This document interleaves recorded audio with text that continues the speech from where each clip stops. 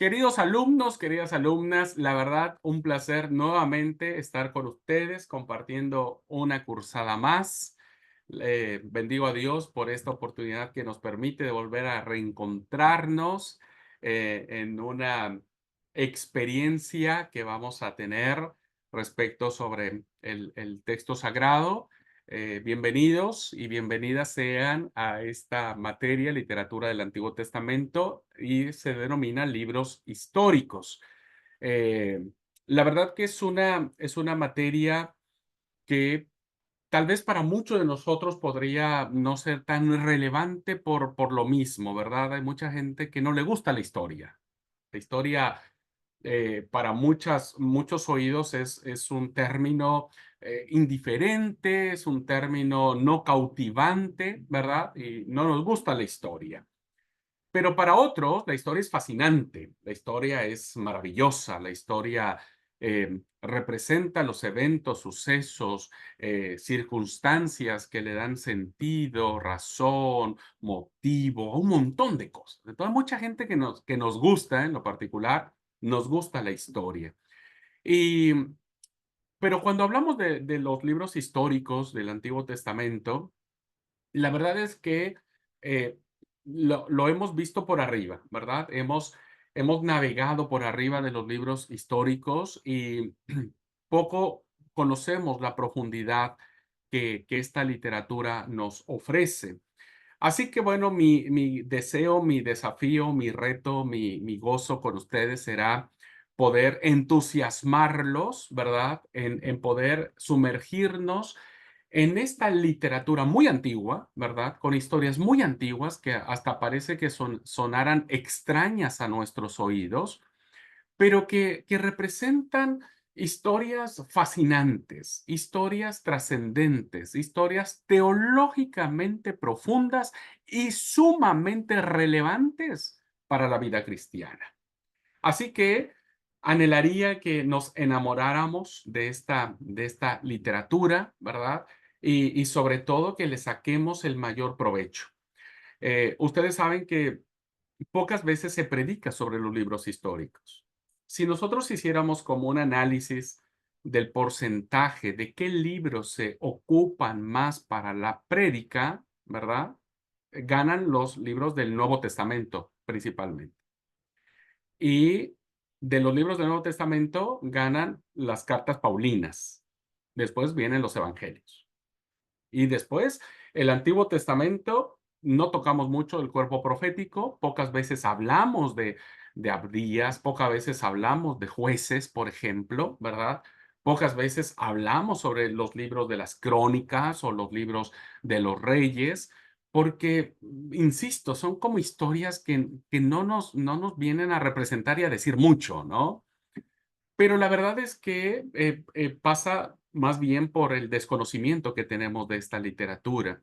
Así que yo deseo que ustedes se enamoren de esta literatura, que la puedan admirar y podamos, porque es palabra de Dios, pues rendirnos, ¿no es cierto?, ante el mensaje que estos libros encierran y que es muy profundo. Ya van a ver, nos va a tocar mucho, mucho, mucho, nos va a tocar la literatura histórica del Antiguo Testamento.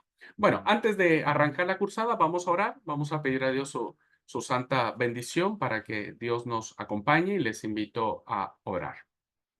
Amado y buen Padre Celestial, te damos gracias por darnos esta oportunidad maravillosísima de poder sumergirnos en una literatura muy antigua, con historias, Señor, algunas conocidas, algunas no conocidas, Señor, pero que en todas reflejan esta revelación tuya que has querido tener para con nosotros. Padre Santo, guíanos en el aprendizaje de estos escritos bíblicos.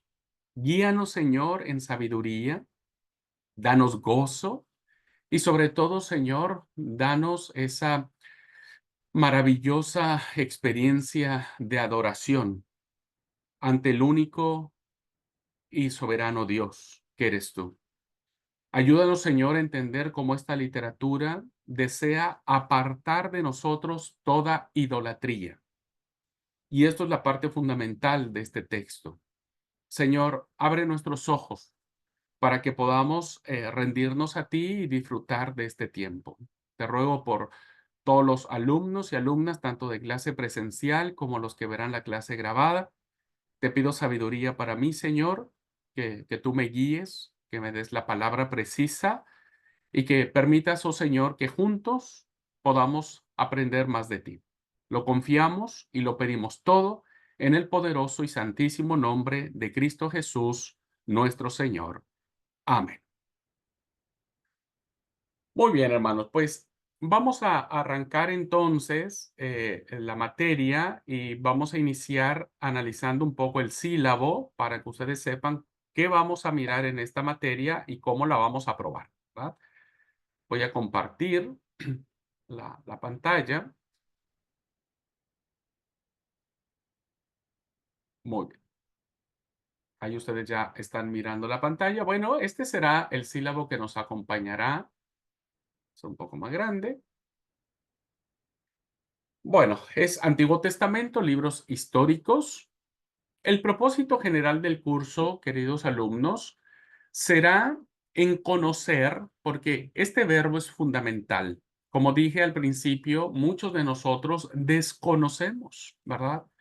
El pensamiento, la teología, la revelación que Dios tiene sobre, principalmente en esta literatura. Entonces vamos a conocer la importancia que tiene esta literatura histórica. Ya vamos a explicar por qué le damos esa denominación, literatura histórica. No solo desde la perspectiva de la historia de Israel, porque si bien es cierto, estos libros nos van a plantear el desarrollo natural histórico de un pueblo llamado Israel. Pero no solo vamos a conocer eso, que a primera vista es lo que aparece, ¿no? En la repartición de la tierra, en el libro de Josué, por ejemplo, cómo las tribus empiezan a desarrollar sistemas de gobierno llamados los jueces, ¿no? Vamos a ver cómo surge la monarquía, ¿verdad? Como una expresión política, social, económica y religiosa del pueblo, sino también, hermanos, vamos a conocer la teología que estos libros encierran. ¿Cómo conocemos a Dios? ¿Cómo Dios se va a revelar a través de esta historia? Y entonces lo que vamos a analizar en esta literatura es el Dios que está metido en la historia, ¿no? Y es un Dios que nos sigue mostrando su soberanía. Descubriendo el actuar de Dios a favor del pueblo. Dios siempre va a actuar a favor de su pueblo, aun cuando éste le dé la espalda, ¿verdad? Vamos a ver que la historia está marcada hasta el exilio babilónico de acciones, actitudes que el pueblo tuvo contra Dios. Descubriendo cómo Él, es decir, Dios, se mete en la historia, se involucra en la historia, es parte activa de la historia. Dios no es un cachivache, y lo digo con mucho respeto, ¿verdad?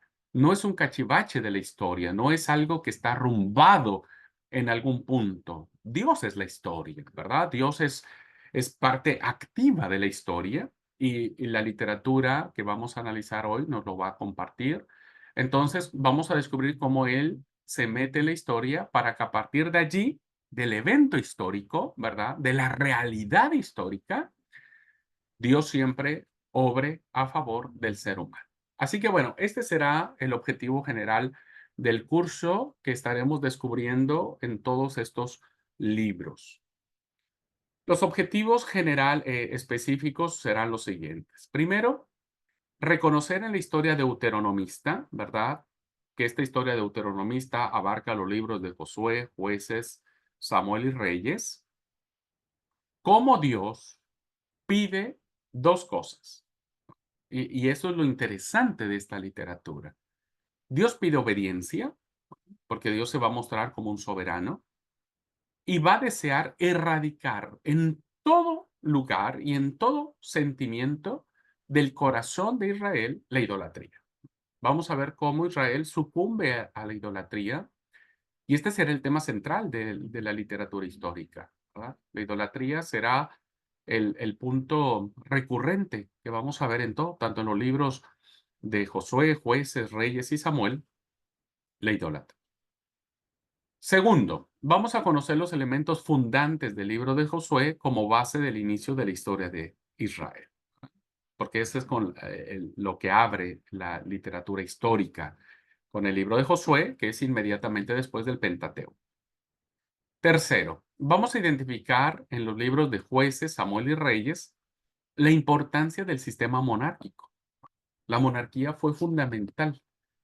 ¿Por qué? Porque la monarquía funda las bases este, de identidad nacional de Israel.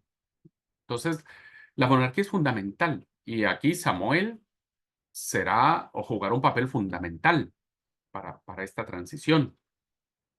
Vamos a ver cómo la monarquía empieza a desarrollarse de manera paulatina, de manera torpe, si podríamos decirlo así. Recuerden que Israel nunca tuvo un rey, ¿verdad?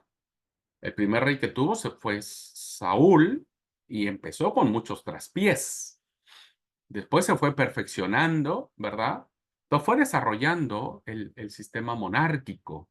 Los reyes jugaron un papel fundamental en la historia de Israel. Llegaremos al esplendor de la monarquía, ¿verdad? Monarquía que se recordará en la persona de David y de Salomón, que serán como los puntos máximos de la monarquía. David será reconocido no solo como un gran guerrero, sino como un rey, ¿verdad? Como un gran rey. Por eso la denominación el rey David en los Salmos será el recuerdo que se tenga de este personaje. Y luego tendrá Salomón. Salomón será reconsiderado en sus inicios como un rey sabio, ¿verdad? Y esa famosísima historia del chico que pide que lo partan en dos y que lo repartan a las madres, será como la tradición que sustentará la sabiduría de Salomón. Aunque después la monarquía viene en su decadencia. Entonces la monarquía empieza a decaer ya con Salomón, ¿verdad? Y en la ruptura de los reinos. Cuando el reino del norte, con Jeroboam, se separan, ¿no es cierto? Y fundan el reino del norte llamado Israel, en donde habrá aproximadamente 21 reyes, 21 reyes que sucederán, eh, que, que irán, algunos serán asesinados, otros renunciarán, otros eh, pasarán complots por parte del ejército, pero todos esos reyes hicieron lo malo delante de los ojos de Dios. Los reyes del norte, ya lo vamos a ver cómo la historia deuteronomista nos va a plantear que los reyes del norte fueron malos todos, ¿no? Eh, y Jeroboam será el rey como el símbolo del rey malo, ¿no? Del rey perverso, del rey idólatra. Y siempre Jeroboam se le va a recordar en la medida en que van sucediendo los reyes del norte. Por su parte, los reinos del sur, todos vendrán de la casa de David, todos vendrán de descendencia de David. Los reinos del norte no, pero los reinos del sur sí. Pero pasarán la misma suerte, ¿no? Todos los reyes serán malos, excepto habrá sus honrosas excepciones y entre ellos estaría el rey Ezequías, ¿verdad? Y el mejor de ellos, diríamos, el mejorcito rey que tuvo el reino del sur llamado Judá, fue el rey Josías, ¿verdad? Josías. Pero vean cómo la monarquía llevó a la decadencia, porque fue las decisiones de los monarcas la que hizo que el imperio de Asiria destruyera los reinos del norte. Y después, siglo y medio después, los reyes del sur, sus decisiones hicieron que el reino de Babilonia, ¿verdad?, los destruyera. Entonces, vamos a ver la importancia que tiene la monarquía en esto y vamos a ver los principios teológicos a nuestro quehacer. Cuarto, vamos a rescatar el concepto sacerdotal que nos lega el libro de las Crónicas. Porque recuerden que el libro de las Crónicas se escribe después del exilio babilónico. Aunque están inmediatamente colocados después del libro de los Reyes, las Crónicas se escriben después del exilio. Y vamos a ver cómo en esta literatura de las Crónicas será sumamente sacerdotal, en donde vamos a ver, por ejemplo, que el cronista no va a decir absolutamente nada del pecado de David, ¿no? Del pecado de David. Guarda silencio, ¿no?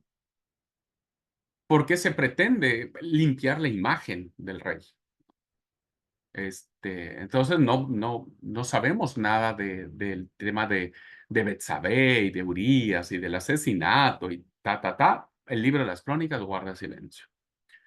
El libro de las Crónicas hablará bien de los reyes del sur, ¿verdad? Que es Judá, porque son los que sobrevivieron, y no les importará los reyes del norte. Es más, ni los mencionan, y las pocas veces que los mencionan solamente es como una alusión de menosprecio. Entonces vamos a mirar también qué papel jugó las Crónicas para la constitución de Judá o de Israel después del exilio babilónico. Bueno, luego vamos a ver el papel que jugaron los libros de Esdras, Nehemías en la consolidación del monoteísmo estricto. Vamos a ver cómo en la época de la restauración, los que no fueron llevados a Babilonia, sino que quedaron en Jerusalén, pues terminaron casándose con quien sea, ¿verdad? Terminaron casándose con mujeres extranjeras principalmente. Y bueno, hicieron su familia, ¿no?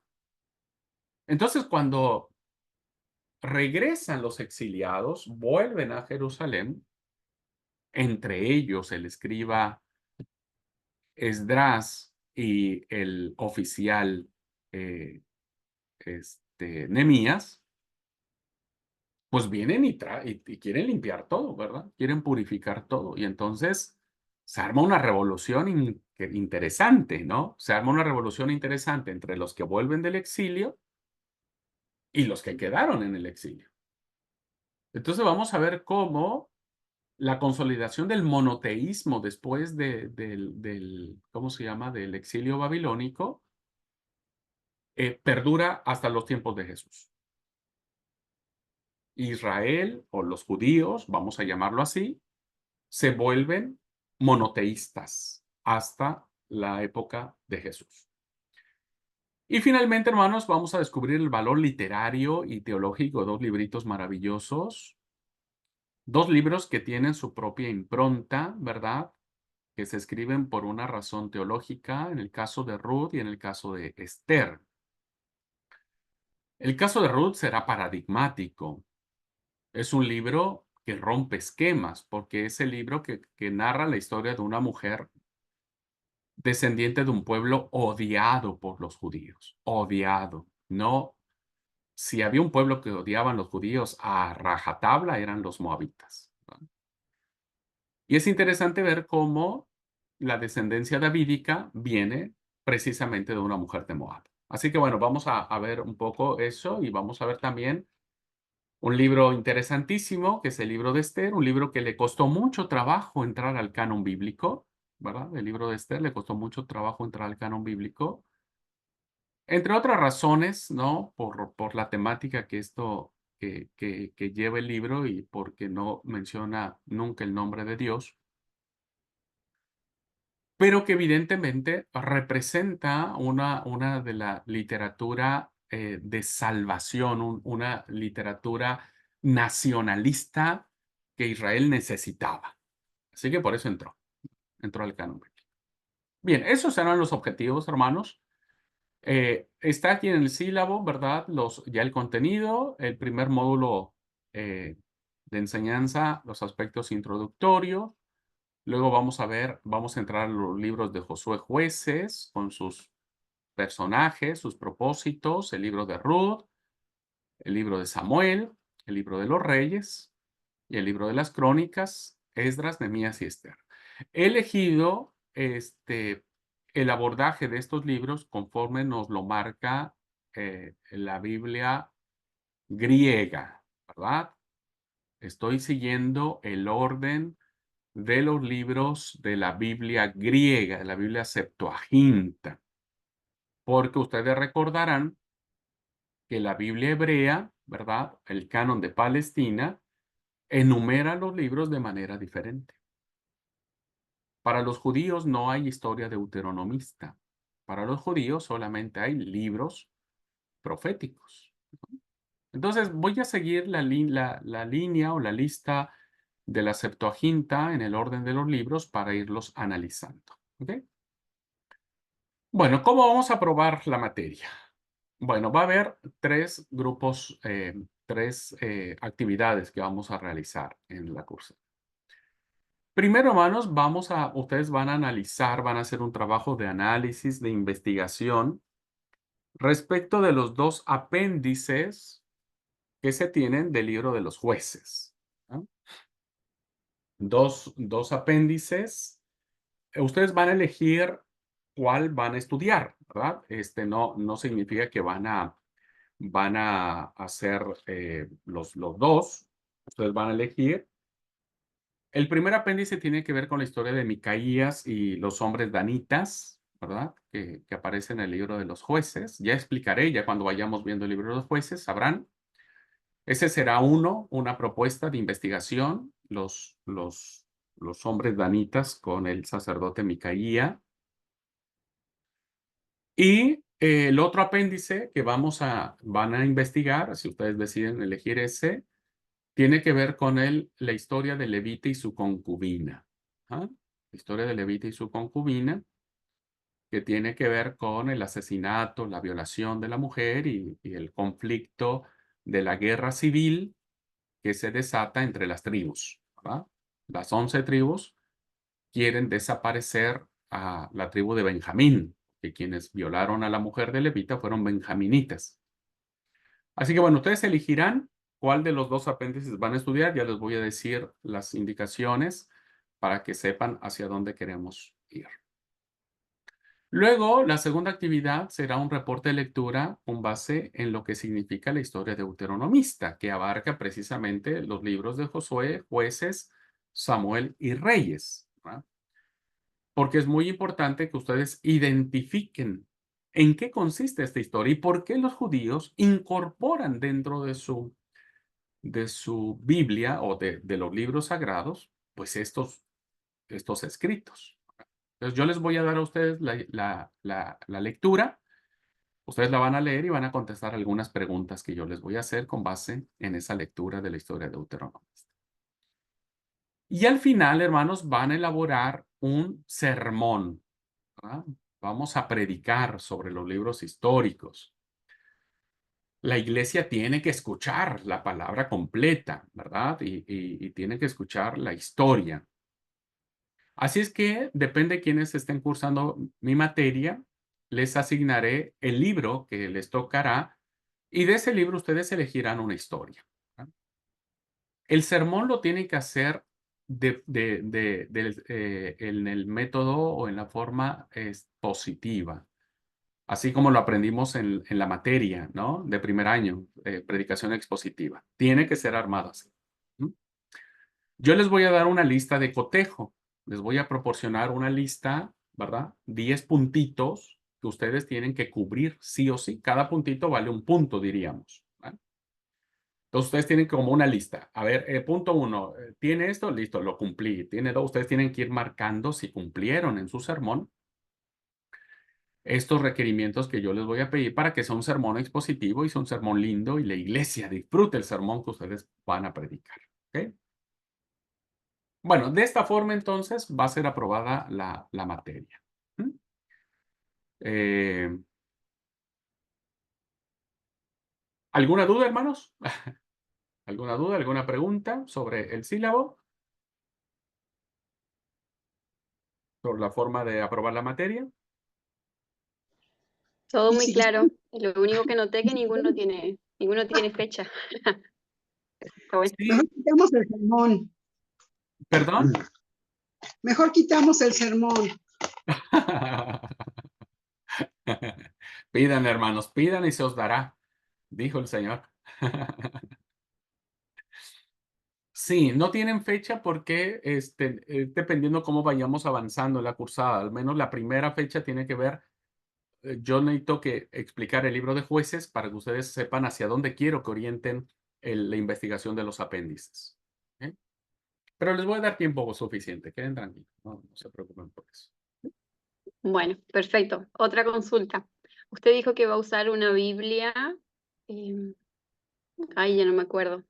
Que va a usar una Biblia diferente para su guía. Nosotros no tenemos que conseguir esa Biblia. No, no, no, Tati, no, no, no. A ver, me explico. ¿Viste cuando les presenté cómo vamos a abordar los libros? El abordaje lo vamos a hacer con base en la lista que nos ofrece la Biblia griega, la Septuaginta. Ustedes recuerden que la Septuaginta es una traducción de la Biblia hebrea que se traduce al griego. Pero resulta que la Biblia hebrea va a acomodar los libros de manera diferente. La Biblia hebrea inicia primero, como todas las Biblias, Éxodo, Levítico, Números, Deuteronomio. Éxodo, Génesis, Éxodo, Levítico, y me faltaba uno, dije, eran 5, ¿de dónde me escondieron el otro? Génesis, Éxodo, Levítico, Números, Deuteronomio. ¿Ok? La Biblia hebrea, después de la Torá, coloca en el segundo apartado, ¿qué coloca? A ver, por eso ya lo vimos. A ver, ¿qué coloca? La Biblia hebrea.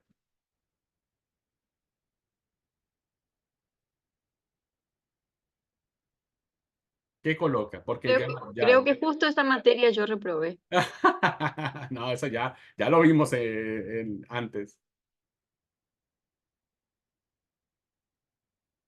Pastor Manuel. No, sabía seguro que creo que tenemos en esta. La Septuaginta lo cambia, ¿no? Creo. Lo Perdón, ordena amigo, diferente. se trabó, se cortó ahí, no escuché, perdón. No, es lo que acabas de decir que lo ordena diferente, ¿no? Sí. Después del Pentateuco lo ordena diferente. No, no me recuerdo yo. No me Ah, recuerdo cuál es el que ubica primero. No, eh, no. ahora que les diga, ya ahí se van a recordar. La Biblia hebrea, después de la Torá, coloca una segunda sección que se llaman los Nevijín o los Ah, profetas. ¿Ah? sí. Profeta no son. Y la Biblia hebrea dirá profetas anteriores y profetas posteriores. Para la Biblia hebrea, Josué, Jueces, Samuel y Reyes son profetas anteriores para la Biblia hebrea. Josué, Jueces, Samuel y Reyes son profetas anteriores, ¿no? Y profetas posteriores, ¿verdad? Posteriores, para la Biblia hebrea será Isaías, Jeremías, Ezequiel y los 12 profetas, que nosotros le llamamos profetas menores. Pero para la Biblia hebrea es un solo libro.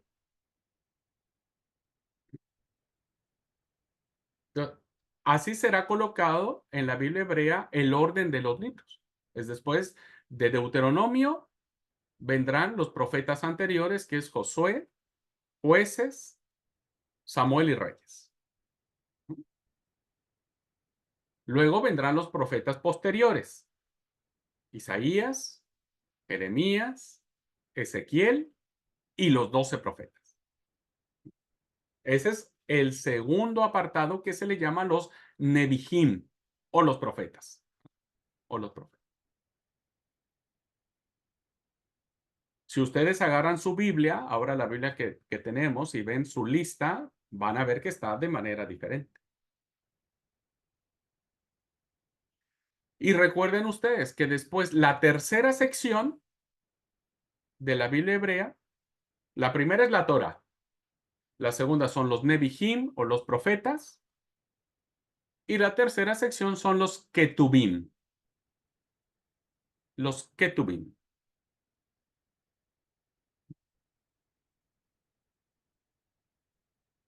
Y los Ketubim, pues son todos los libros que no sobran. Iniciando con Salmos. Iniciando con Salmos, los Ketubim. En la tercera sección inicia con los Salmos. Y termina con las Crónicas. Con el libro de las Crónicas. Vean entonces ustedes que el cambio es muy diferente. Nosotros las Crónicas las tenemos después del segundo libro de Reyes. Entonces, cuando ustedes ven su Biblia y el listado y ven los libros diferentes, es porque este acomodo que nosotros tenemos en nuestras Biblias es por la Biblia griega. La Biblia griega, o la traducción griega, más bien, considera que después de Samuel vendrían las crónicas, vendrían los libros históricos, después vendría Esdras, Nehemías, Esther, Job, Salmos, Proverbios. Ese acomodo que nosotros tenemos en nuestra Biblia de los libros, se la debemos o la seguimos con base a la Septuaginta. Por eso el comentario que yo hacía es que la forma en que vamos a abordar los textos o los libros en esta materia va a ser con base a la Biblia griega, al listado que tenemos nosotros actualmente.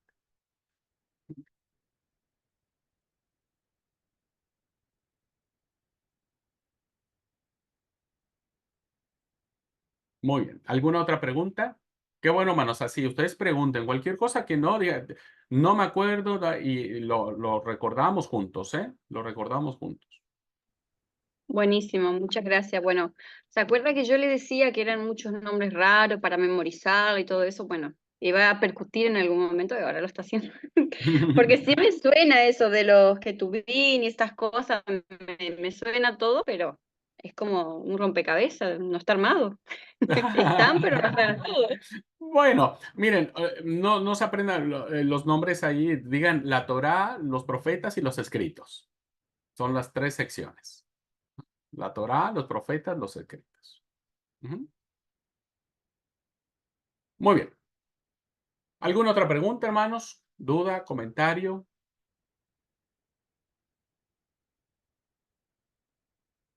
Entonces, cada vez que ustedes abran su Biblia y vean la primera página que dice índice, sabrán que este orden que siguen los libros del Antiguo Testamento es el orden que nos ofrece la Biblia griega o la Septuaginta o la Biblia de los 70, que también recuerden que se llama.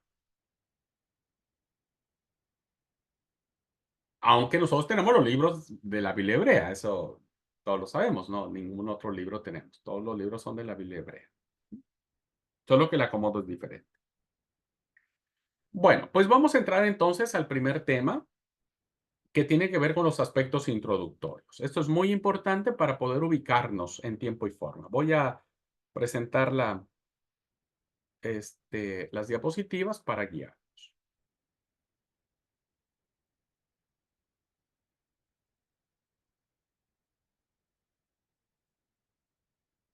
Muy bien.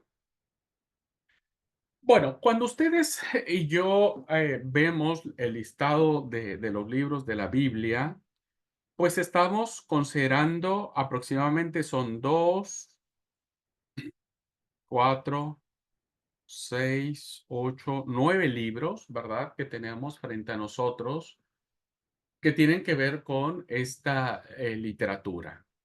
Y, y es abundante, ¿verdad? O sea, está bien, los libros proféticos son mucho más abundantes, pero después de los libros proféticos vienen los libros históricos. Y esta proporción abundante que tenemos de literatura histórica, ya de suyo propio nos habla la importancia que tienen estos libros. ¿Eh? Que tienen estos libros. Bueno, la primera pregunta que queremos responder o que vamos a tratar de responder es, ¿a qué se refieren los libros históricos? ¿No? Bueno, en primer lugar, la respuesta a esta pregunta es que constituyen la segunda división del Antiguo Testamento, no en el canon hebreo, estamos hablando, acuérdense, del canon griego, la segunda división. La primera tiene que ver con el Pentateuco, ¿no? Génesis, Éxodo, Levítico, Números y Deuteronomio. La segunda parte del Antiguo Testamento inicia con el libro de Josué y terminará con el libro de Esther. Esta será la agrupación de libros que se le considerará como libros históricos. Entonces, insisto, ya su proporción de la cantidad de libros que encierra ya habla de la importancia que esta tiene. Una segunda respuesta que nosotros podemos dar acerca de a qué se refieren los libros históricos es que se llaman históricos, queridos alumnos, ¿verdad? Porque en su contenido predomina la historia del pueblo, ¿verdad? Que va a ser conocido como el pueblo del pacto o de la alianza. Ustedes vieron en el Pentateuco, en su materia de Pentateuco, vieron que hay dos códigos muy importantes, ¿no? Donde se establece la alianza, el pacto, el compromiso entre Dios y su pueblo. Estos códigos que fueron unidos, ¿verdad? Que fueron incorporados, se ubican en el contexto del Sinaí. Cuando el texto bíblico dice que Moisés llega, sube, llegan a la montaña sagrada, ¿verdad? Que la Torá le dirá Sinaí, los históricos le llamarán Horeb, ¿verdad? Y suceden dos cosas. La primera es el famoso decálogo moral, ¿verdad? Que nosotros le llamamos los 10 mandamientos. Y el segundo, que se añadirá siglos después, se añadirá a este decálogo moral, se le llamará el código de la alianza, ¿verdad? El código de la alianza, el código del pacto. Y ustedes recordarán, seguramente lo vieron en su clase de Pentateuco, que será ese momento importantísimo que aparece en el libro del Éxodo, si no mal recuerdo, es el capítulo 19, 18, 19, donde Dios le dice al pueblo, ¿verdad? A través de Moisés, el 19, Dios le dice al pueblo, ¿ustedes quieren ser mi pueblo? ¿Ustedes quieren ser un reino de sacerdotes y gente santa? ¿Quieren ser el pueblo de mi especial tesoro? ¿Ustedes quieren ser el pueblo de mi pacto? Esas son las preguntas que Yahvé hace al pueblo a través de Moisés. Y entonces Yahvé llama a Moisés y le dice, mira, anda y pregúntale al pueblo, ¿verdad? Anda a preguntarle al pueblo. Y entonces el pueblo, dice el relato, que responde a una sola voz y dijo, todo lo que Jehová ha dicho, haremos. Y Moisés refirió estas palabras a Jehová del pueblo. Y entonces se hace todo un pacto, ¿verdad? Hay una teofanía muy grande, hay truenos, relámpagos, se simbra toda una nube poderosa, hay todo un relato teofánico que va a sellar el pacto, ¿no? Entonces, en ese momento, Dios hace un compromiso con su pueblo. Entonces, fíjense, ¿qué es lo que sucede? Que el Dios de la montaña, ¿verdad? El Dios que hace ese pacto ahí arriba, las montañas son altas, que la montaña bíblicamente y teológicamente es la morada de los dioses, en este caso la morada de Dios. En la antigüedad se creía que los dioses habitaban en las partes altas de las montañas. Bueno, este Dios que habita en la montaña, ¿verdad? La montaña de Dios, Cuando hace ese pacto y el pueblo responde y dice, sí, nosotros somos y somos tuyo y haremos todo lo que vos digas, entonces Dios desciende de la montaña con el pueblo, ¿verdad?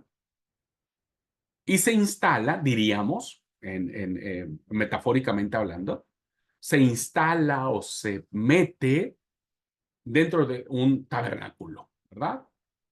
De un tabernáculo. Y entonces se convierte en el Dios del peregrinaje del desierto. ¿Mm? Entonces el Dios es Dios quien baja la montaña, acompaña a su pueblo a través del desierto, lo acompaña a través de un tabernáculo. Por eso el famoso código de la alianza es fundamentalísimo, porque ahí explica todo lo que tiene que hacer el sacerdote, cómo se tiene que construir, cómo tienen que vestir, un montón de cosas, porque ahora es este Dios de la montaña va a acompañar a su pueblo y lo va a llevar, según el Deuteronomio, hasta las orillas de las estepas de Moab, ¿verdad? Hasta ahí termina el Deuteronomio. Cuando el pueblo está a las orillas del Jordán, Moisés no le permite Dios entrar a la tierra prometida y cruzan el Jordán bajo las órdenes de Josué. A partir de ahí empieza este peregrinaje del Dios, ¿no es cierto?, de un pueblo que va a ser confrontado, llamado constantemente a recordar que ha quebrantado el pacto con Yahvé, ¿no?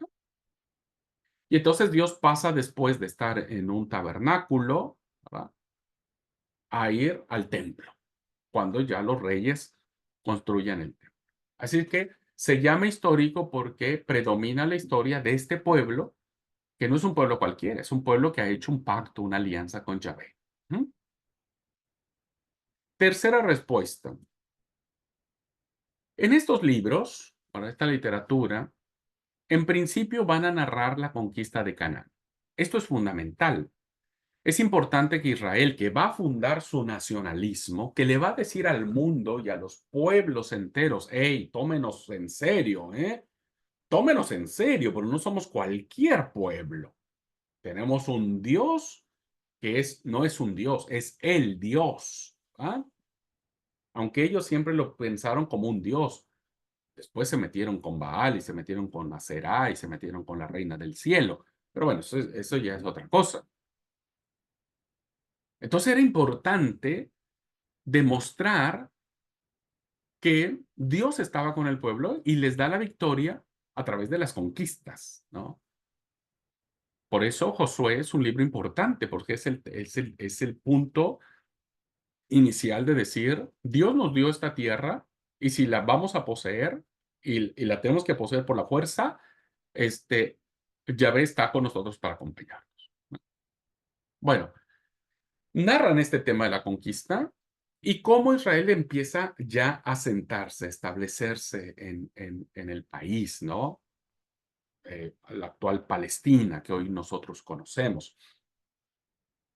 Empieza a establecerse, empiezan a cultivar la tierra, dejan la parte nómade, ¿no? Y se convierten en sedentarios, es decir, se establecen, empiezan a cultivar la tierra, que ese va a ser su gran problema de idolatría, ¿verdad? El hecho de que Israel se convierta en campesinos será el problema que los meterá en la idolatría a full, ¿verdad? Porque Baal es el dios de la fecundidad de la tierra. Entonces Israel dirá, bueno, por un lado vamos a adorar a Yahvé, pero por el otro lado necesitamos a Baal para que mande agua a la tierra y la tierra produzca. Y eso hará la decadencia de Israel, ¿no? Y finalmente su caída, tanto del reino del norte como el reino del sur. Así que estos libros nos van a narrar de una manera muy compacta muchos siglos, ¿verdad? Muchos siglos. Relatan también el cautiverio babilónico, cuando el reinado del sur es llevado en cautiverio, y cómo después, con el decreto de Ciro el Persa, ¿verdad?, Israel vuelve, o Judá, o los judíos, vuelven a Jerusalén, ¿eh? Y vuelven a reconstruir el segundo templo y demás. Todos estos eventos, que son importantísimos y los iremos desmenuzando de a poquito, será lo que nos narrarán estos libros. Por eso son históricos, ¿no? Narran todas estas historias. Una respuesta más es que estos libros abarcan, fíjense, un periodo aproximadamente de entre 800 a 1000 años. Es muchísimo tiempo, ¿no? Muchísimo tiempo. Y pasa un montón de cosas que nosotros no sabemos, pero que inicia desde la invasión efectuada por Josué en el siglo XV, principalmente en esa grandiosa batalla que tiene contra la ciudad de Jericó, ¿verdad? Que aparece en Josué.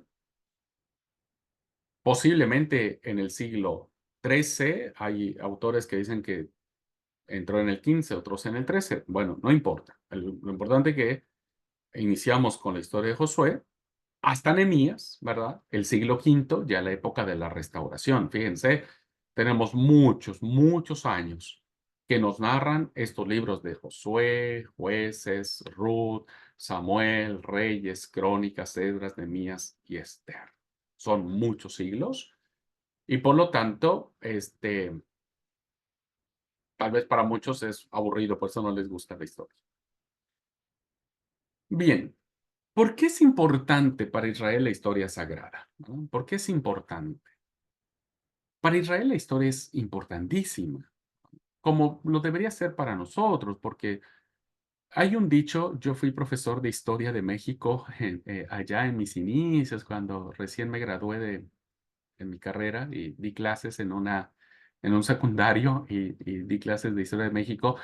Había un dicho que aprendí de esa cátedra que daba que decía, el que no aprende de su historia está condenado a repetir los mismos errores. Y es así, el que no aprende de su historia está condenado a cometer los mismos errores. ¿Por qué es importante la historia y sagrada? Porque representa, insisto, la revelación de Yahvé con un pueblo que hace un pacto. Entonces la pregunta sería, ¿por qué estudiamos los libros históricos del Antiguo Testamento? ¿Habría necesidad de estudiar? Es una historia aburrida, pueblos, reyes, ciudades, cananeos, jebuseos, eteos, fereceos, que a nosotros no nos importa, ¿no es cierto? Baal, que no sabemos ni quién es Baal, ya no nos importa más Baal, ni Aserá, ni Astarte, ni la reina del cielo. Ya no nos importa qué hizo Jeroboam, Roboam, quién fue Omri, ¿no? El gran general Omri del norte. No nos importa un montón de reyes que la verdad a veces ni los nombres nos acordamos de ellos, pero hay razones de peso para estudiar esta literatura. Primera respuesta. ¿Por qué estudiamos los libros históricos? Buena parte del resto de la Biblia, fíjense, esto es sumamente importante, buena parte del resto de la Biblia quedaría incomprensible. No sabríamos por qué pasaron tal o cual o de situaciones, circunstancias, si no tuviéramos el relato histórico de Israel. Quedaría incomprensible, quedarían huecos, lagunas, no habría esa conectividad de situaciones. Por lo tanto, complementa la historia dada en el Pentateuco. Si no, el Pentateuco quedaría trunco, es decir, el Pentateuco nos deja solamente a las orillas del Jordán, en las llanuras de las estepas de Moab. Y después, y hace comprensible algunos salmos, ¿verdad? Salmos que hablan de un rey llamado David, ¿no? Salmos que hablan de la historia de los reyes. Los libros proféticos, porque todos ellos actúan dentro de la época de los reyes, ¿no? No entenderíamos los oráculos proféticos de Oseas y de Amós, por ejemplo, los grandes profetas norteños. No entenderíamos sus oráculos si no supiéramos la historia. ¿Qué sucedió con los reyes del norte a través de los libros de los reyes, por ejemplo, ¿no? ¿Qué fue lo que hicieron? No entenderíamos mucho los libros de los profetas Jeremías, por ejemplo, que predicó para los reyes del sur. No entenderíamos los oráculos de Isaías, que participó, su vida tuvo contacto con 4 reyes, ¿no? Y al parecer el que lo mandó a matar fue Manasés. Entonces, habrá un montón de cosas, ¿no? que nosotros leeríamos en otros libros que no entenderíamos qué sucedería si no fuera por eso. Lo mismo sucedería en el Antiguo Testamento cuando Jesús hablaría de lo que pasó con Elías y Eliseo y lo que hicieron con sus milagros y demás. Y no sabríamos por qué Jesús habla de estos personajes, ¿no? Los grandes profetas también del norte, Elías, Eliseo, los grandes profetas eh, que hacen milagros, ¿no? Son los hijos profetas que resucitan muertos. Entonces, no entenderíamos eso si nosotros no tuviéramos los relatos que aparecen en el libro de Samuel, en el libro de los Reyes. Entonces, por eso es importante estudiar esta literatura, ¿verdad? Incluso muchas de las cosas que nosotros vemos, lo vamos a ver cuando veamos, por ejemplo, los evangelios sinópticos, que, por ejemplo, Mateo echa mano de muchos de los relatos de los libros históricos. ¿Cómo entenderlos si no los tuviéramos? ¿No? Entonces, por eso es muy importante aprenderlos y conocerlos. Segunda respuesta. ¿Por qué estudiamos los libros históricos? La historia sagrada enseña grandes lecciones morales y espirituales. Y esto es trascendente, hermanos. Esto rompe la barrera, ¿verdad? Rompe la barrera del tiempo, de los años, de las generaciones. Y aunque estemos leyendo una literatura que fue hace 5,000 años, para ya muchos años de distancia, nos sigue trayendo grandes lecciones morales y espirituales. Tan importante fue los libros históricos, hermanos, que el capítulo 11 se construye a partir de las historias de los libros históricos respecto de los héroes de la fe. Vea, por favor, ¿verdad? Vea, por favor, los nombres que aparecen en este pasaje, ¿no? Si no, nosotros no podríamos entender quién fue, por ejemplo, Rahab, Gedeón, Barak, Sansón, Jefté, David, Samuel, personajes que algunos fueron, apagaron fuegos, evitaron filo de espadas, hicieron un montón de cosas si no tuviéramos la literatura del el nuevo, de los libros históricos, ¿verdad? Por eso es importante. Ya lo vamos a ver cuando veamos de a poquito cada uno de los libros. La verdad que hay grandes historias morales y espirituales. Tercera razón. ¿Por qué estudiamos los libros históricos? Porque su importancia radica en el hecho de que Dios se ha revelado a través de su trato, de su pacto, de su llamado, de su compromiso con el pueblo elegido. Como lo vimos en la introducción al Antiguo Testamento, Dios no hace de Israel un pueblo mimado. Israel no es un pueblo mimado de Dios. No es un pueblo consentido de Dios. Israel sufrió un montón de cosas a causa de su desobediencia.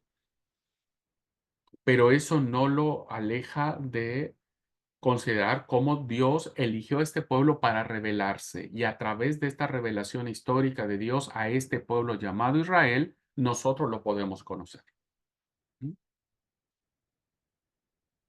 Así que vayan viendo lo que nos estamos perdiendo en nuestros púlpitos cuando dejamos de predicar estos libros, ¿no? Y sobre todo la importancia que estos tienen en la revelación de Dios para la vida cristiana. Cuarta razón. ¿Por qué estudiamos los libros históricos? Porque se ve a Dios como el principal protagonista de la historia. Dios es el principal protagonista. Dios es el Dios que hace serios compromisos y el que siempre responde, el que siempre está. Y entonces Dios es el que le va a dar significado a los acontecimientos. ¿Se acuerdan cuando se instaura la monarquía? ¿Qué le dijo Dios a Samuel? Quédate tranquilo, Samuel, ¿verdad? No te rechazan a vos, me rechazan a mí, pero yo le voy a dar sentido a esto. Quédate tranquilo, ¿no? Quédate tranquilo. Cómo Dios va acomodando las cosas, ¿no? De tal manera que los tiempos se cumplan y Él mismo hace, ¿verdad? Que incluso naciones paganas se conviertan en sus siervos. Eso lo vamos a ver en los oráculos proféticos. Dios hace de las naciones odiadas por Israel brazos ejecutores de la salvación de Yahvé. Porque Dios es el que guía la historia. Dios es el que acompaña la historia. Dios es el protagonista de la historia y Él es el que guía, el que le da significado a los acontecimientos que la historia nos comparte, ¿verdad? Así que vean, 4 hermosas razones que nos permiten a nosotros enamorarnos, emocionarnos, para volver a releer estos libros, ¿no es cierto? Pero no solamente viéndolos como historias jocosas, historias lindas. ¿A quién no le gusta la historia de la suegra y de la nuera, no es cierto? Que cuando hay un casamiento, los pastores siempre usamos ese texto para recitar, ¿no? Eh, no quiero que me dejes, a donde vos vayas iré yo, tu pueblo será mi pueblo y tu Dios será mi Dios.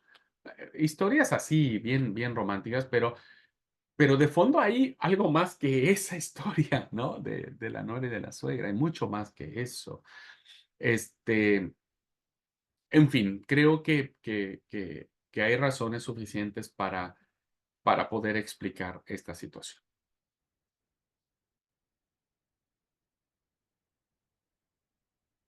Hay 7 hechos trascendentales que van a sostener o van a darle sentido a los relatos, hechos, milagros que hizo Dios. Y vean ustedes cómo esto conecta con la historia sagrada. Primero, vean ustedes cómo el Antiguo Testamento, incluidos los libros históricos, nos va a decir que el punto de partida es la elección que Dios hace de Abraham para formar un pueblo especial. Dios llama a Abraham y le dice, serás el padre de una gran nación. ¿Ah?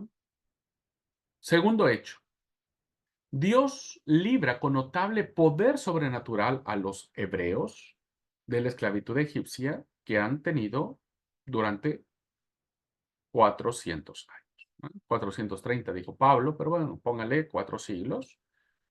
Y Dios, a través de hechos portentosos, 10 plagas, mano fuerte, brazo extendido, Yahvé libera a los hebreos, al pueblo de Israel, de Egipto.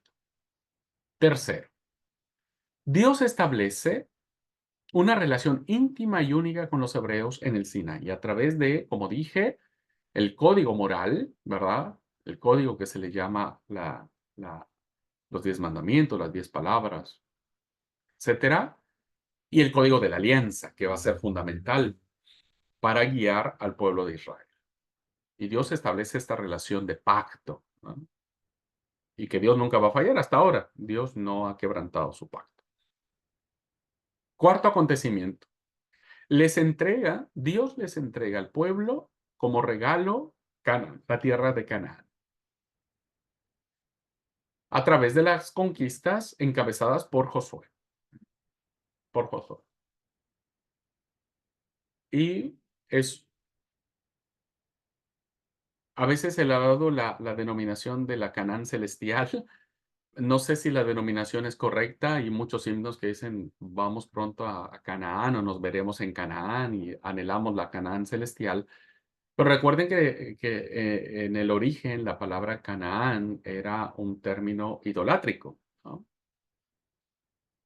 No sé si la comparación de la Canaán celestial tenga mucho que ver con eso, pero Dios les entrega esta tierra cananita a los hebreos. Después les voy a explicar qué era Canaán para que vean la magnitud de lo que es la palabra Canaán. Quinto, ¿qué hace Dios, hermanos? Inaugura la monarquía, ¿verdad? Y en especial va a establecer la dinastía davídica que va a acompañar la idea, va a acompañar la esperanza mesiánica. ¿Mm? Y entonces se van a construir relatos que van a decir que el Mesías descenderá de la tribu, del linaje de David. ¿Ah? Por eso los reinos del sur, todos los reyes eran hijos de David o descendencia de David, a comparación de los reyes del norte, que ahí hubo una mezcolanza que para qué les cuento. Sexto hecho trascendental de Dios. Dios disciplina al pueblo de Israel por su idolatría, entregándolos a los caldeos, quienes los deportan a Babilonia. Como dije, Israel no es el pueblo mimado de Dios. Dios los disciplina, los entrega a Israel. La idolatría es fundamental, lo expliqué, y esa será la consecuencia, ¿verdad? La desobediencia y la idolatría serán las razones suficientes para que el reino del norte sea entregado a los asirios y el reino del sur sea entregado a los babilonios. Y finalmente, el Antiguo Testamento nos va a relatar cómo Dios restaura a los fieles a su tierra, ¿verdad? A la tierra de Canaán, mediante el decreto de Ciro, el gran rey persa, ¿no? En donde les permite volver y los que retornan, ¿verdad? A Jerusalén van a reconstruir el templo, el culto, el sacerdocio, los sacrificios, ¿verdad? Y eso acompañará durante toda la época griega hasta este, hasta el tiempo de Jesús. Vean ustedes, hermanos, cómo el Antiguo Testamento nos relata historia. Historia que inicia en Génesis 12, con la elección de Abraham, hasta finalmente la restauración del templo, ¿verdad? En la época de Esdras Nehemías. Por eso es importante la historia sagrada y debemos entenderla desde esa perspectiva. Bueno, otro aspecto que debemos considerar al respecto, hermanos, es el punto de vista profético de los historiadores inspirados. ¿Qué significa esto? A los libros de Josué, Jueces, Samuel y Reyes, recuerden, la Biblia hebrea les llama a los profetas anteriores. Y los profetas posteriores les llamará Isaías, Jeremías, Ezequiel y los 12 profetas menores. Ahora, a ver, ¿por qué estos libros, especialmente Josué, Jueces, Samuel y Reyes, por qué la Biblia hebrea los llama profetas anteriores? Y nosotros le llamamos libros históricos. Más parece que son históricos, ¿no? Por lo que ya hemos visto, porque narra toda la historia, ¿no? Narra la historia de todo el pueblo, de todo lo que hace, tal. ¿Por qué los llaman profetas anteriores? ¿Alguien puede compartir una respuesta?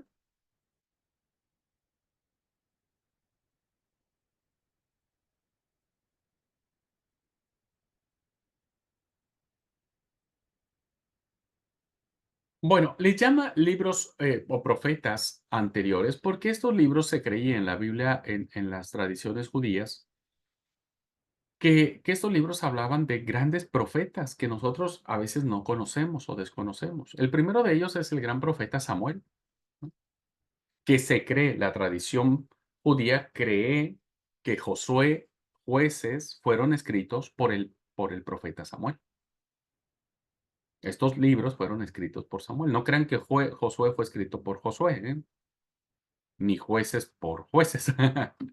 Entonces se cree que Samuel escribió estos libros. Entonces, Samuel tenía la figura Samuel tenía tres papeles, jugaba tres papeles fundamentales. Era juez, sacerdote y profeta.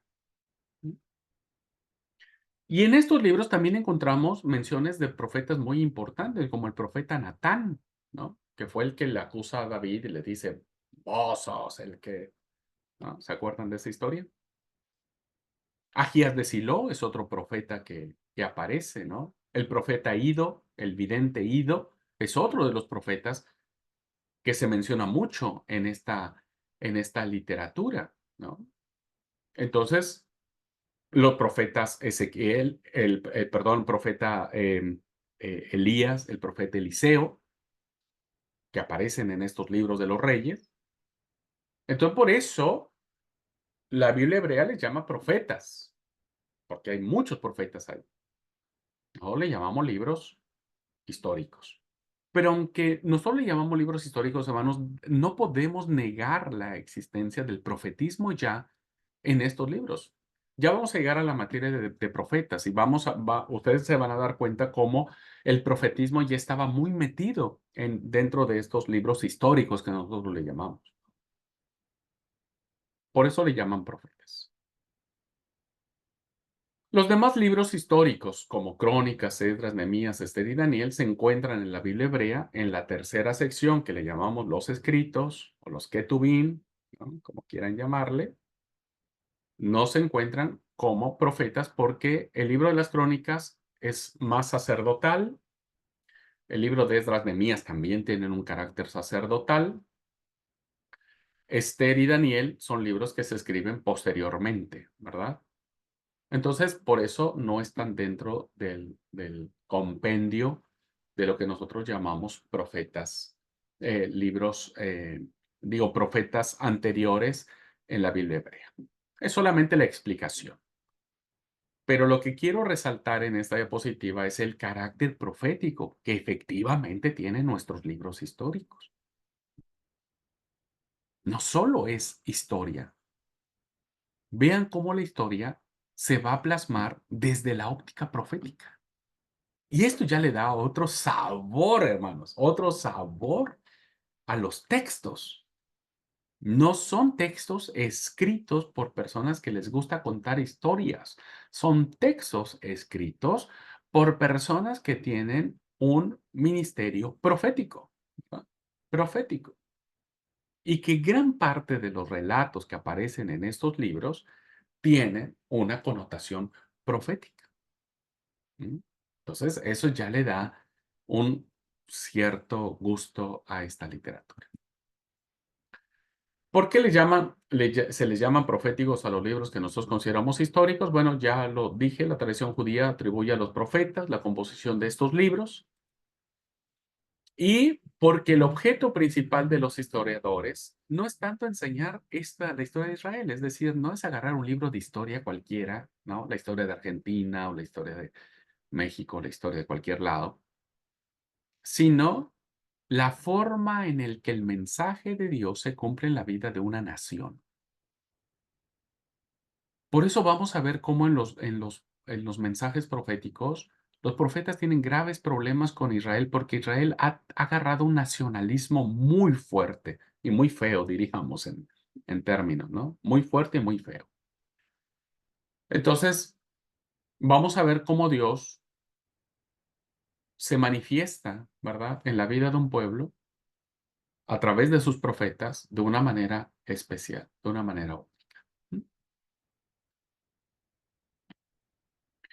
Los historiadores sagrados no intentaban narrar todos los hechos de Israel y de las potencias que estaban a su alrededor, son muchos siglos. Soslayaron o no les interesó o no tuvieron esas tradiciones, ciertos periodos, o los trataron tan brevemente porque no tenían relación directa con el tema. Lo vamos a ver en el libro de los jueces. Hay jueces menores, por ejemplo, en donde solo aparece el nombre de un juez, ¿verdad? Aparece el nombre de un juez y un versículo y nada más. No sabemos qué más hizo ese juez, pero era un juez, ¿no? Un juez de Israel. Bueno, eso sucede porque los historiadores sagrados solamente tomaban las historias que consideraban fundamentales. Por eso conocemos más la historia de Sansón que la historia de los jueces, de los jueces menores, porque evidentemente no saben. Por ejemplo, hay un juez que se llamó Ibzan. ¿Han oído hablar de Ibzan? No, nadie, no sabe quién es, pero está en la Biblia y fue un juez. Pero los historiadores sagrados le dieron más importancia a otro juez llamado Sansón. Por eso tenemos un montón de la historia de Sansón. Los historiadores escogieron, seleccionaron y orientaron todos los acontecimientos históricos hacia su fin religioso, dándoles una significación profunda y sublime. ¿Cuál es? La actuación de Dios en la historia, ¿no? El Dios actuando en la historia. Por lo tanto, no tenían estos autores el propósito de glorificar a su pueblo y a sus grandes líderes, como sucedían en las historias de los egipcios, de los babilónicos, que exaltaban a sus héroes, ¿verdad? El historiador bíblico, el historiador sagrado, no tenía esa intención y nunca la tuvo.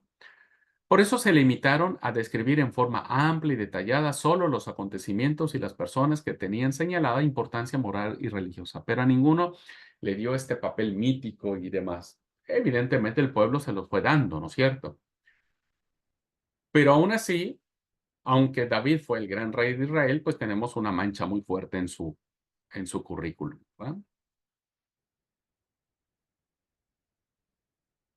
Si nosotros vemos, por ejemplo, el Deuteronomio 28, nos vamos a dar cuenta, hermanos, que es igual a la fidelidad.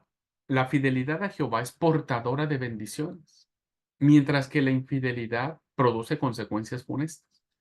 Si ustedes han leído Deuteronomio 28, se van a dar cuenta que dice: si oyeres atentamente la voz de Jehová tu Dios e hicieres todas las cosas que Él te ha prescrito a través de sus leyes, mandamientos, decretos, todas estas bendiciones llegarán a ti y te alcanzan. Bendito serás tú en la ciudad, bendito entrar y tu salir, etcétera, etcétera. Pero si vos no obedecieres la voz de Jehová y no guardares su mandamiento y no tal, maldito serás en la ciudad, maldito serás en tu entrada y tu salir, maldito será el fruto de tu vientre, la masa de tu arteza de amasar, etcétera, etcétera. ¿Qué es lo que vemos en los libros históricos? Que eso sucedió. Cuando el pueblo fue fiel, Dios derramó su gracia, pero cuando el pueblo desarrolló infidelidad, entonces se tuvieron que afrontar las consecuencias de su infidelidad. Bueno, vamos a dejar hasta aquí, hermanos, la clase, ¿verdad? Con este pensamiento de cómo Dios en los libros históricos va a reflejar este sentido, insisto, de obediencia. El Deuteronomio será fundamental. Recuerden, por eso se llama la historia deuteronomista, porque lo que dice el Deuteronomio 28 en cuanto al capítulo de las bendiciones y de las maldiciones, eso se va a ver reflejado en los libros posteriores. Por eso se llama historia deuteronomista, ¿verdad?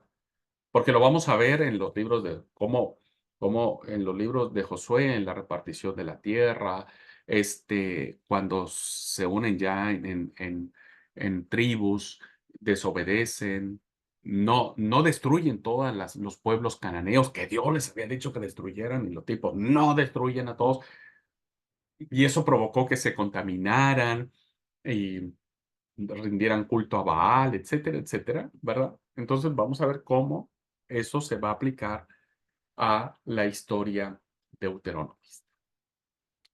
Muy bien, pues vamos a dejar aquí la clase y preguntar, hermanos, hermanas, si hay alguna pregunta, alguna duda, si vamos bien, si necesitan que me vaya más despacio, con todo gusto puedo irme más despacio.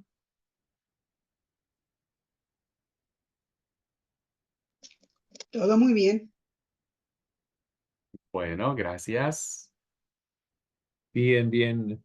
Ahí estamos tratando de asimilar las distintas reparticiones. Pero bien, bien. Va a ser enriquecedor sin lugar a duda porque, bueno, encontrarle la profundidad al texto y por qué creo que es significativo. Sí, sí. Gracias, amigo. Sí, ahora estamos viendo como una introducción que, sí, a lo mejor estamos conociendo datos que no sabíamos, pero en la medida que vayamos desarrollando la cursada, les va a hacer mucho sentido ya, ¿no? Ya cuando vayamos viendo punto por punto, decir, ahora entiendo por qué todo este tema. Lo importante es que quiero que ustedes vean la generalidad de lo que implica la importancia de esta literatura. Porque vamos a llegar a la conclusión, hermanos, de que si bien es cierto, hoy no tenemos un Baal, un Astarte, una Será, una reina del cielo, pues sí tenemos ídolos que nos han apartado de Dios. Y que si Dios no consintió a su pueblo, que era su pueblo, su especial tesoro y demás, pues tampoco va a consentir a su iglesia. Por muy novia de Cristo que sea y por muy pueblo que sea, si no obedecemos la voz de Jehová y guardamos sus mandamientos, como dice el versículo 28, entonces las maldiciones nos alcanzan. Esto es interesantísimo. Ya no vamos a tener tiempo de verlo ahora, pero cuando veamos, por ejemplo, la carta a los romanos, ¿verdad? Ya estoy hablando del Nuevo Testamento, se van a dar cuenta que Pablo retoma esto que les estoy diciendo. Lo retoma y retoma todo lo que tiene que ver con los libros históricos. Entonces, vean la importancia que tiene esto para poder entender el resto de la Biblia. Si no, nos costaría mucho trabajo. Pero despacio van, ustedes no se preocupen. Van a soñar con los libros históricos, pero van a soñar lindo. Van a soñar que son Josué conquistando la tierra y demás. Bueno, pues si no hay ningún otro comentario, nos vemos, hermanos, la próxima clase, Dios mediante. Vayan dándole una repasadita. No les pido que lean todos los libros porque va a ser muy difícil que lean todos los libros, pero elijan uno. A ver, yo les puedo recomendar un libro que es muy bueno, tiene una narrativa muy linda, Jueces. Lean Jueces. Lean Jueces. Porque Jueces es el quiebre. Jueces es como la crisis más grande que tiene Israel para que se dé el paso de la teocracia a la monarquía. Empiezan a leer el libro de Jueces. Es grande, pero es entretenido. Es entretenido. ¿Tá? Bueno, gente linda, si no hay algún otro comentario, Dios los bendiga un montonal. Nos vemos la siguiente clase. Bendiciones para todos. Paz.